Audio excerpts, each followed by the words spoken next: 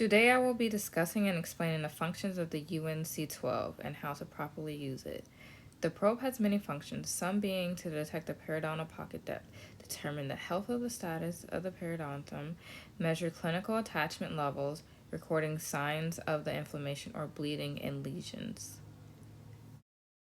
This probe has a handle, a shank, and a working end. The probing depth measures from the gingival margin to the base of the sulcus or the junction epithelium. You know you have reached the base when the tissue becomes blanched. The probe should be angled parallel to the long axis of the tooth. Every tooth has little roundness to it. To adapt the tip of the probe correctly to the tooth surface, we want the working end to be positioned away from the tooth. When the probe enters the sulcus and the tip disappears, it's a 1 millimeter. When the first line disappears, it's 2 millimeters. And the second line disappears, it is 3 millimeters. And when the third line disappears, we're at 4 millimeters. And when the fourth line disappears, we're at 5 millimeters, and so on and so on. Some contraindications are missing teeth, titanium implants, newly erupted teeth, and sites of abscess and pus. The way we use a probe is by using a modified pen grasp. Having the pointer finger and the thumb to hold the instrument, forming a soft C. The middle finger rests on the shank, and your ring finger will be the fulcrum finger. Always remember to use light pressure when probing. The working order of the probe is to start at tooth number 1 to tooth number 16 buccally.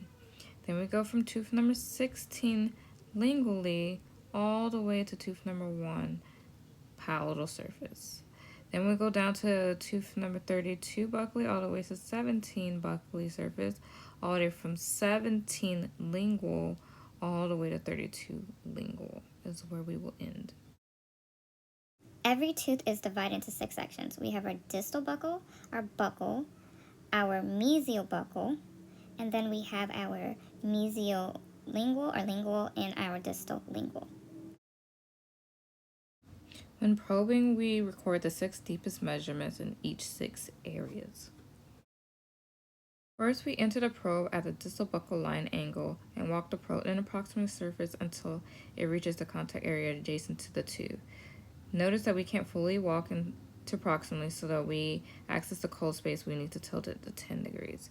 So this is the only time we can pull out and then have to continue to walk our instrument by starting again at the distal line angle, walking it and stopping right at the mesial and recording that number before continuing to walk and tilt 10 degrees into the cold space. Do the same thing on the lingual portion of the tooth, and we're going to start at the mesial buccal line angle, walk it all the way and tilt it 10 to the cold space.